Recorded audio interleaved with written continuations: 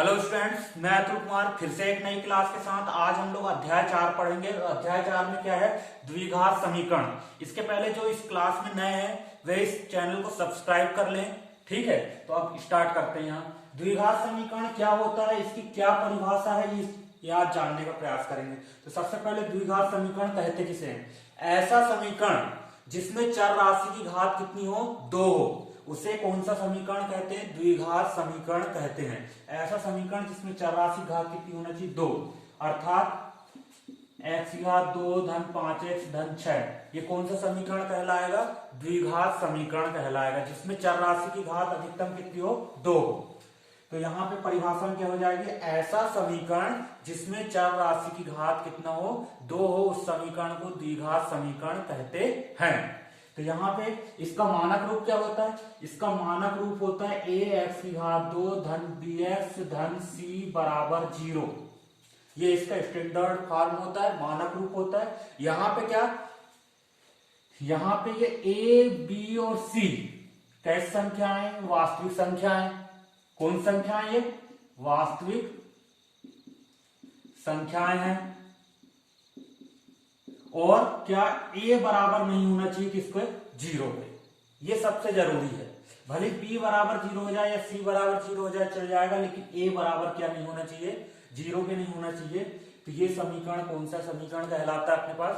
द्विघात समीकरण। या एक समीकरण इस रूप का हो तो उस समीकरण को कौन सा समीकरण कहते हैं? द्विघात समीकरण कहते हैं। इनको अब हल करने की विधि, तो इनको हल करने की कितनी विधियां? 3 विधि है। सबसे पहली विधि करते हैं कौन सी? गुणनखंड विधि। कौन सी विधि है? गुणनखंड विधि। दूसरी कौन सी विधि है? पूर्ण वर्ग विधि। पूर्ण वर्ग विधि। तीसरी कौन सी विधि है? सूत्र विधि, जिसको श्रीधराचार्य विधि भी कहते हैं, क्योंकि इस सूत्र की खोज किसने की थी? श्रीधराचार्य ने की थी। इसको सूत्र विधि कहते हैं। ये 3 विधियां हैं। गुणनखंड विधि में इसके गुणनखंड निकाल के करते हैं हल।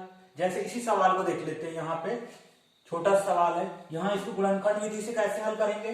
सबसे पहले यहाँ पे 5x को 2 भागों में तोड़ेंगे, मतलब 6 को ऐसे 2 भागों में तोड़ेंगे जिनका योगफल या अंतर कितना आना चाहिए? 5 आना चाहिए। तो देखो x की घात 2 धन कितने में टूट जाएगा? 2 और 3 में, 2x धन 3x धन कितना आ जाएगा? 6। फिर इसके बाद क्या? 2 के कोष्टक बना लेते हैं यहाँ पे, तो ये बन जाएंगे। और कॉमन कितना निकलेगा इससे? x धन का कितना आ जाएगा? 2, और यहां से कितना कॉमन निकल जाएगा? 3, तो x धन का कितना आ जाएगा? यहाँ पे भी 2। x धन का 2 दोनों में से निकाल लेते हैं, और यहाँ पे कितना बच जाएगा? x धन का 3 बराबर कितना आ जाएगा? 0। इनके बराबर 0 है जब ये समीकरण बनेगा, अन्यथा ये क्या होगा? बहुपद होगा। तो ये आ गया। तो अपने पास x धन का 2 बराबर 0 हो जाएगा, या क्या हो जाएगा? x धन का 3 बराबर कितना आएगा? 0। तो x धन का 2 बराबर 0 मतलब x बराबर कितना आ जाएगा? ऋण का 2, या x बराबर कितना आ जाएगा यहाँ पे? ऋण का 3। तो गुणनखंड विधि में इस प्रकार करते हैं इनको, ठीक है। पूर्ण वर्ग विधि में भी इनको पूर्ण वर्ग बना के हल करते हैं, तो उसका आगे क्लास में देखेंगे अभी डिटेल में। और सूत्र विधि में क्या सूत्र होता है? सूत्र विधि में इसका सूत्र होता है x बराबर ऋण b धन ऋण करने के अंदर क्या आता है? बी स्क्वायर माइनस 4ac बटे कितना आता है? 2a।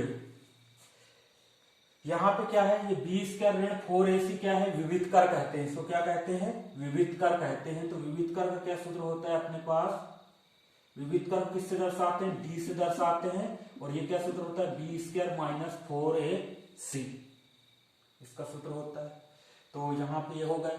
सूत्र विधि से भी इसको हल करते हैं। ये सब चीजें नेक्स्ट क्लास में देखेंगे जब सवाल हल करेंगे। अब यहाँ पे इसकी कंडीशन देख लेते हैं, प्रतिबंध क्या क्या होते हैं। तो प्रतिबंध, यदि विविध कर के मान से ही इसके प्रतिबंध निकलते हैं, तो यहाँ पे यदि विविध कर का मान बी स्क्वायर माइनस 4ac ये 0 से बड़ा हो, तो समीकरण के द्विघात समीकरण के अपने पास कैसे मूल होंगे? वास्तविक और भिन्न मूल होंगे। तो यहाँ पे यदि ये 0 से बड़ा हो तो इसके मूल कैसे होंगे? वास्तविक होंगे। वास्तविक और कैसे होंगे? भिन्न होंगे, अलग अलग होंगे, मतलब भिन्न भिन्न मूल होंगे। दूसरी कंडीशन क्या है? यदि इसका मान किसके? 0 के बराबर हो, विविध कर का मान किसके बराबर हो? शून्य के बराबर हो तो इसके मूल कैसे होंगे, वास्तविक तो होंगे लेकिन कैसे होंगे, बराबर भी होंगे। वास्तविक और भिन्न ना होकर कैसे होंगे, बराबर होंगे। अगला कंडीशन क्या कहती है, यदि इसका मान 0 से छोटा हो, b² माइनस 4ac विविधकर का मान कितना, 0 से छोटा हो तो इसके मूल कैसे होंगे, अवास्तविक होंगे।